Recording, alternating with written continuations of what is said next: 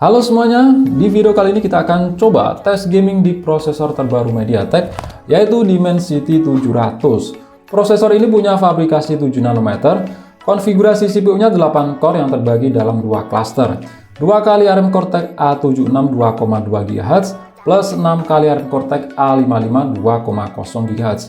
Kemudian untuk GPU pakai Mali G57 MC2 yang punya clock speed 950 MHz.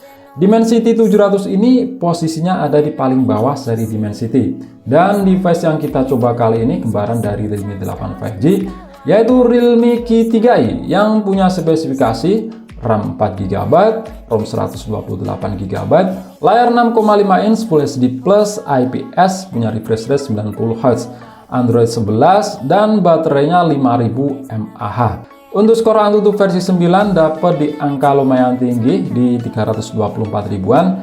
Tapi di sini kita lebih fokus pada skor CPU dan GPU aja ya.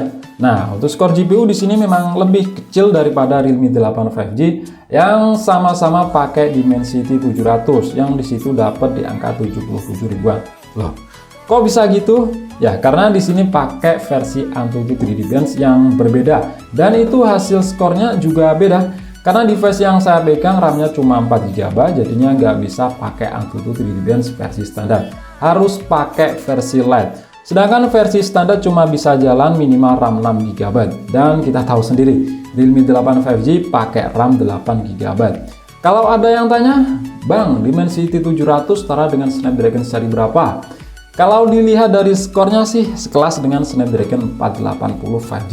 Jadi sedikit di bawah Snapdragon 732G. Untuk tes game kali ini kita main di dalam ruangan tanpa AC. Kecerahan kita atur di 50% dan menggunakan jaringan WiFi. Dan berikut beberapa game yang kita akan tes. Ada 10 game mulai dari game ringan sampai game berat. Penasaran bagaimana performa gaming MediaTek Dimensity 700? Simak video ini sampai habis.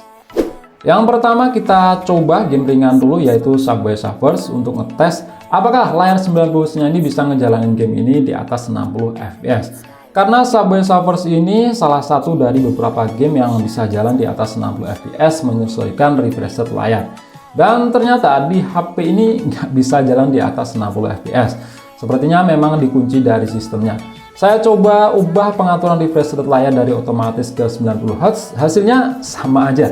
Nggak ada perubahan, dan anehnya di sini malah manteng di 51 fps. Ya mungkin ini masalah gamenya aja, karena prosesor MediaTek Dimensity 700 ini masih tergolong baru. Padahal ini game ringan banget yang seharusnya manteng di 60 fps. Selanjutnya Shadow Fight 3. Game ini juga support di atas 60 fps, dan di HP ini saya setting di grafik paling tinggi yaitu Ultra.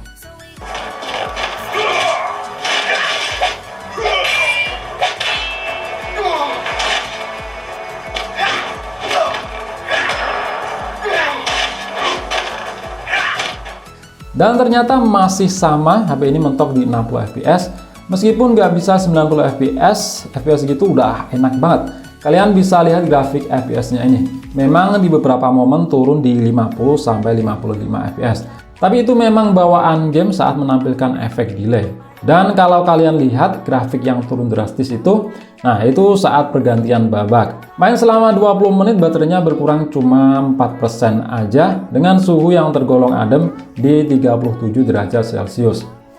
Game SD bertema fighting ini juga support di atas 60 fps, yaitu Mortal Kombat Mobile. Gak ada settingan grafik, jadi default menyesuaikan layar.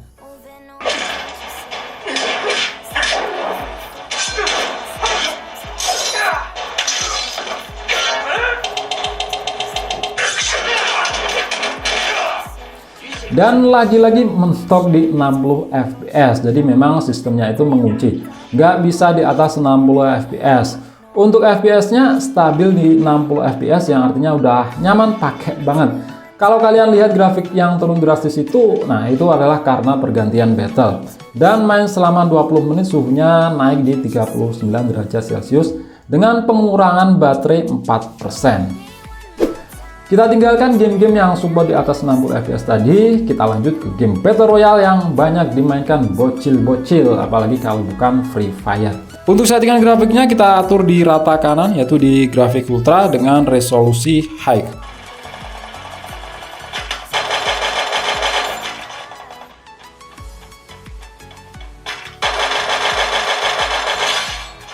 Saking beratnya game ini cuma dapat stabil di 60 fps, kadang turun di 58, 59 fps, tapi itu jarang banget.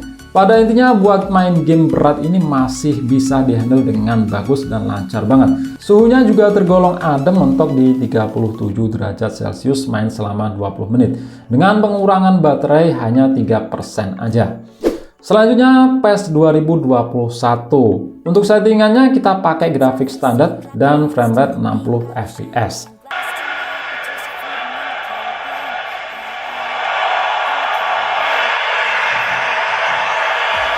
Main selama satu match lancar banget, stabil, nggak ada drop FPS yang mengganggu. Di grafik ini kalian bisa lihat dapat rata-rata di 59,8 fps. Dan main selama 20 menit, suhunya tetap mentok di 37 derajat Celcius dengan pengurangan baterai di 4% aja. Terus kita coba naikin grafik tinggi dan hasilnya FPS-nya itu cuma stabil di 50 fps aja. Dan suhunya juga naik 1%. Jadi pengalaman terbaik main pada settingan standar aja. Game selanjutnya ada Asphalt 9. Untuk grafis kita atur ke kualitas tinggi.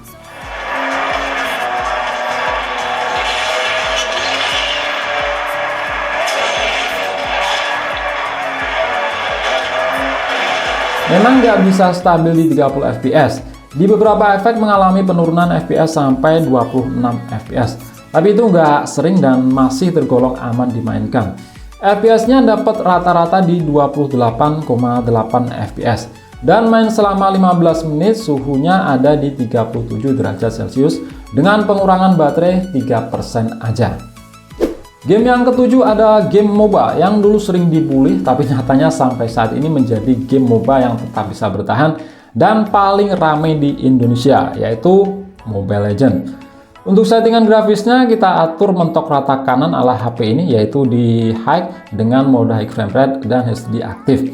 Sayangnya untuk settingan ultra masih terkunci ya, mungkin perlu penyesuaian dari gamenya aja karena prosesor baru.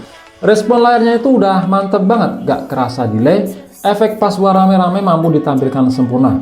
FPS-nya stabil dan suhunya juga gak panas sama sekali. FPS-nya manteng di 60 fps. Turun ke 59 fps pasti ada. Dan kalau lihat di grafik FPS-nya ini ada yang anjlok warna biru, itu karena pergantian battle. Terus ada juga beberapa titik sedikit turun, itu karena pas lagi recall ataupun baru mati. Main selama 20 menit, suhu adem di 35 derajat Celcius.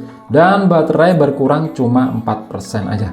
Saya coba main selama berjam-jam, FPS-nya stabil, nggak makin drop, begitupun dengan suhunya.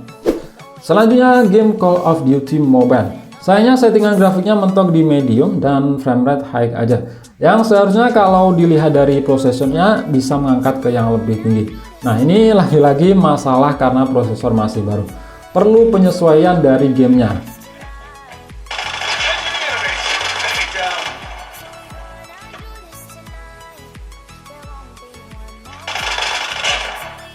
Overall nyaman dimainkan, ya meskipun framerate mentok di 40 fps. Karena framerate high mentok di 40 fps aja, stabil jelas, manteng di 40 fps. Sesekali turun di 37 fps itu wajar, dan itu jarang banget. Main selama 20 menit, lagi-lagi suhu mentok di 37 derajat Celcius dengan pengurangan baterai 4% aja. Game yang ke-9 ada PUBG Mobile. Untuk settingan framerate-nya mentok di ultra, entah itu untuk grafik smooth maupun balance. Saya rasa ini settingan yang paling cocok ya kalau kita lihat dari skor GPU-nya. Nggak usah maksa buka ekstrim, tapi nyatanya suka drop-dropan. Di sini kita atur balance ultra aja. Untuk gyro di sini aman ya, responsif karena pakai gyro hardware.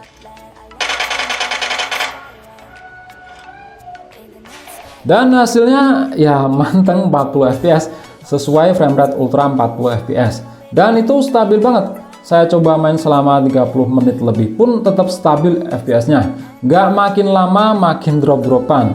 Dan selama 20 menit baterai berkurang cuma 5% aja.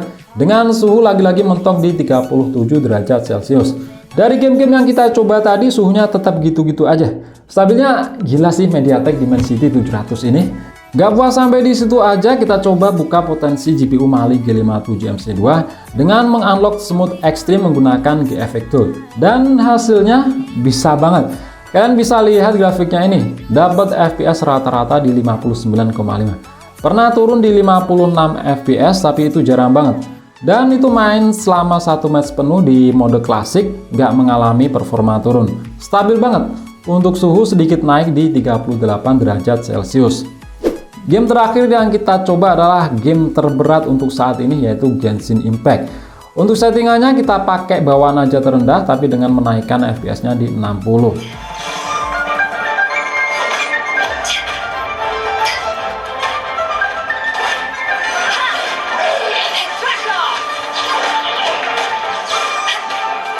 Dapat FPS rata-rata di 35 FPS, tapi itu nggak stabil, sering banget naik turun. Kalau lagi jalan sendiri bisa sampai 50 FPS, tapi kalau pas lagi bertarung lawan monster bisa drop sampai 22 FPS.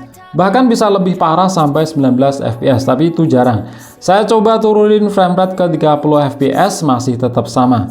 Naik turun, saya rasa ini juga pengaruh RAM yang cuma 4 GB, karena di Realme 8 5G yang RAM-nya 8 GB lebih lancar dari HP ini.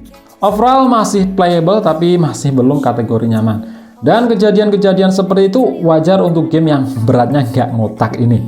Terus untuk masalah suhu juga lebih panas dibanding 9 game yang kita coba tadi. Dalam 25 menit suhu terpanas di 40 derajat Celcius. Dengan pengurangan baterai juga lebih boros di 7%. Tapi kalau kita bandingkan dengan HP lain termasuk adem. Dari 10 game yang kita coba, kita mendapatkan data sebagai berikut. Rata-rata terpanasnya di 37 derajat Celcius. Terus untuk pengurangan baterai yang rata-rata 20 menit berkurang 4%, berarti tiap 5 menitnya cuma berkurang 1%, kecuali game Free Fire yang paling awet. 20 menit cuma berkurang 3%. Dan sebaliknya, game berat yang nggak ngotak Genshin Impact paling menguras daya. 25 menit berkurang 7%, dan juga paling panas di 40 derajat Celcius. Kesimpulannya, dengan settingan rata-rata bukan terendah, berkurang 1% tiap 5 menitnya tergolong awet banget untuk ukuran baterai 5000 mAh. Dan suhu juga tergolong adem di 37 derajat Celcius aja. Padahal ini nggak pakai liquid cooling loh. Kalau ada, pasti bakal lebih adem lagi. Performa MediaTek Dimensity 700 ini adem banget, hemat baterai, dan stabil. Beda banget dengan Helio series. Oke, sekian dulu untuk video kali ini. Klik like jika kalian suka dan share jika kalian rasa video ini bermanfaat. Kita jumpa di video selanjutnya.